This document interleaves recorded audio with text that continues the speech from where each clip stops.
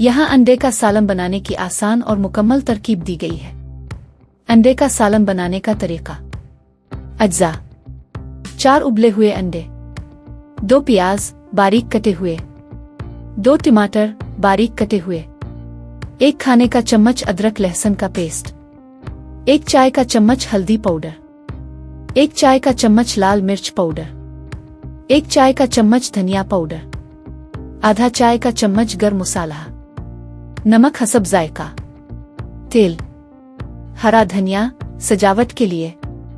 तरकीब: एक पैन में तेल गर्म करें, प्याज को सुनहरी होने तक भूनें, अदरक लहसुन का पेस्ट डालकर 1 मिनट तक भूनें, टमाटर डालें और मसाला तेल छोड़ने तक पकाएं। हल्दी, लाल मिर्च, धनिया पाउडर और नमक डालकर अच्छी तरह मिक्स करें। मसाला अच्छी तरह पकने दें जब तक कि तेल अलग ना हो जाए।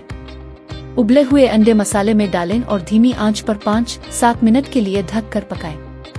आखिर में गर्म मसाला और हरा धनिया डालकर सजावट करें। सालन को गर्म गर्म रोटी या चावल के साथ पेश करें।